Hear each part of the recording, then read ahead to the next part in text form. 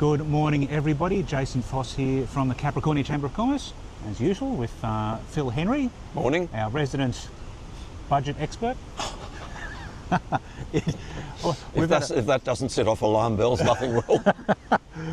It was perfect here earlier this morning in Yeppoon. It's, what is it, the 25th of June. Perfect this morning, and we've just grabbed some coffee and sat down to do this, and up comes the breeze. So Indeed. Hopefully you can hear us okay. Mm-hmm. It just seems to come out of nowhere. Out of the sky. Well, yes. Thank you for that, meteorological budget expert and weather expert. Meteorology, yep. Just multi-skilled here, aren't we? It's terrifying. So the state budget was announced a couple of days ago? Yeah. 2 days ago? Today's Thursday, so that was Tuesday. Tuesday, yeah, 2 days ago. So you've got a few thoughts and highlights and points, Phil. I do indeed. First of all, I was able to remember that it was 2 days ago. No. That's a start. We'll So tick that box off. I think any discussion of the budget, Jason, has to take account of basically international economic conditions and particularly the effects of the Iran war, supply chain disruptions, certainly fuel disruptions, all that sort of thing. So I've been talking to a couple of people around town, and the general vibe I get is now people think they've done pretty well, given everything. Yep. As ever with a budget announcement, though, I think there's a fair bit of detail left unsaid yet or unspecified until at least it passes Parliament, which of course it will, and then a little bit of work's done in the background to fill it out. Just to find out the details and everything. But, you know, we've got ongoing support for things like apprentices. There's ongoing support for chambers of commerce, which is always good. That's an existing program that's been extended. What else have I got here? This will when I get into the picky bits. But adapting to artificial intelligence. Well, it depends what that means. It's got to mean more than just teaching people how to use programs. It's actually got to focus down, or actually more up, on what does the increasing use of artificial intelligence, AI, mean for small business. Because you are sort of at the whim of the big boys, the big tech bros as they're called, and what they're bringing out and how quickly this technology is developing. And that's the thing, it's changing so often. You know, you sit down and do a course on how to use Claude or how to use ChatGPT or Gemini, whatever the case may be. And in a couple of months' time, they've introduced new stuff and it's different. And the other important thing too is, you know, people say AI and they think of Claude, ChatGPT, Gemini, Copilot, whatever. But they're just your chatbots. Like artificial intelligence in the business is actually a whole lot more than that. And you know, it's not just about firing up ChatGPT and asking it to write a plan for you. It's what are your back office systems? Who's controlling them? Do you have control over what you've got, or is somebody else able to hack into it? Or even if not that serious, as you say, just develop the next iteration.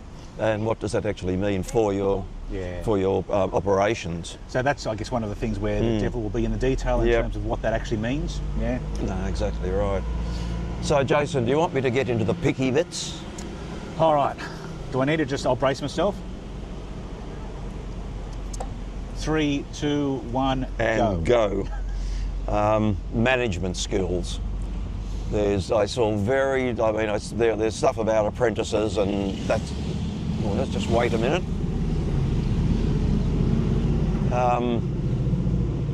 Management skills is a deficiency in Australia that has been for a long time, and when you hear people rabble on about productivity, from talking to people, that's where the big gains can be made. And how do managers and owners interact with their staff? Are you taking any input from them? Because, and this is stuff that I've done in my past, Jason, as you're probably aware, is your front office person.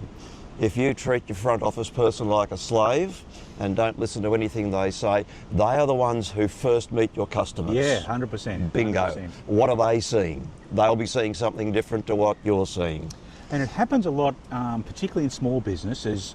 You start off a small business because you have a particular craft, whether that's a trade or some kind of skill, some kind of craft.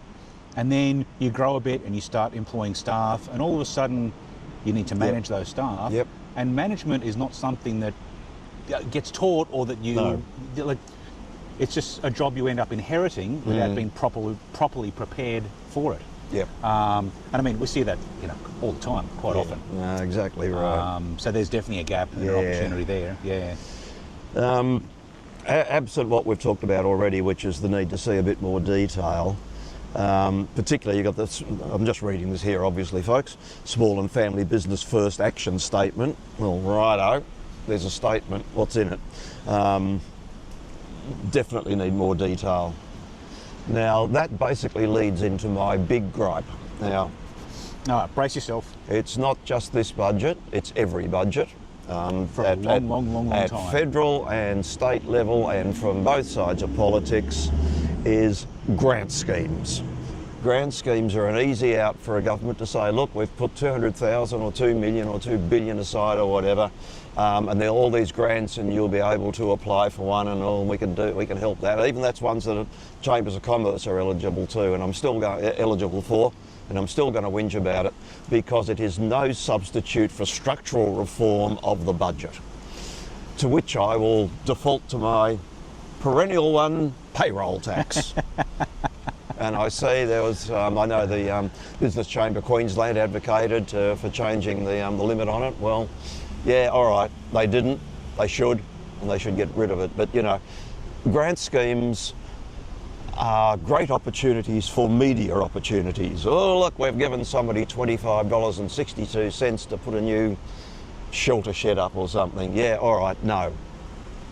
As I say, this applies to all levels of government, and it applies to both sides of politics, or however many sides we've got in these days. There's structure, do something about the structure of the budget. Yeah, I guess the grants do serve a purpose and do some good, but they're also a bit of a sugar hit, aren't they? Yep. You get the grant and you get this project done, and then the sugar hit's gone, and then where are you? Exactly right. And I've seen that a lot. There's been a lot of small business grants, probably since COVID, which are great, and I know our business has benefited from those as well. But time and time again, you see somebody get a grant, do a project, it's a bit of a sugar hit, but the lasting benefit and impact after that, often it's not there. Yeah, no. So look, that's my whinge, folks. You're going to hear it again until governments of all persuasions do something about it. Fight the good fight? Fight the good fight, exactly right. So, Jason, that has exhausted my analysis, for want of a better term, of the budget. Well, it's a bit hard at the moment, actually, because there's not a lot of detail there. It's all really high-level stuff. No, exactly. I know that locally here there was money allocated to keep working on the ring road, and to spend some more money on the Bruce Highway, and the east-west corridor down here at Yeppoon, I believe has got some money allocated to it as well. So they're all good things, but they're all fairly high-level announcements, and again, we don't know the detail yet. So. And we do need more expenditure on infrastructure in this part of the world, 100%, particularly down here where we've got enormous population growth, because it's such a wonderful place to live. When it's not except for those who don't live here. Yes, and when it's not windy. Yeah. So anyway, I guess that's a preliminary take. I have had a chat with a local accountant this morning about a more detailed piece of feedback, and we'll probably have that for you in about 2 weeks, I reckon. Give him a chance to digest it all and come up with something thoughtful to say. Thoughtful, yes. Right, good. So watch this space, that'll be in the next video. Right, good one. Jason? Yes? Anything else that you'd like to talk about? There is, thank you. Thank you, Phil, for that completely unprompted prompt. Yeah, I think I said that the right way.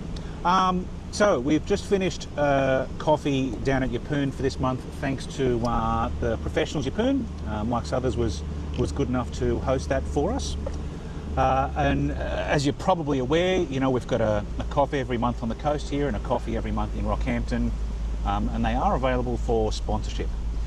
So the deal is you basically pick up the coffee bill at the end of the morning, and you can choose. I should have muted my phone before I started. You can choose the location. You can either have it at one of our regular venues or your business premises if you wish. You know, you get a bit of lead-up acknowledgement and then a few minutes on the floor in front of everybody there to talk about whatever it is you want to talk about. Just work your business. Exactly right. Considering the fact that it basically costs you the coffee bill for the morning, it's a pretty cheap sponsorship, really. It's a pretty good deal, if I do say so myself. Anyway, we're pretty free now for the rest of the year, both on the coast. There is one person in Rocky that has indicated to me they want one. But anyway, if you are interested, reach out and we'll find a month that suits and slot you in. And we would love to kind of share the love a little bit. That's what we do. And on that note, it's goodbye from him. And it's goodbye from me. Which note was it? Oh. What note is that? That sound like an E flat? It was the note that the Lambo and the Mustang made as they drove away. Do that again for me then. No, it wasn't that. It was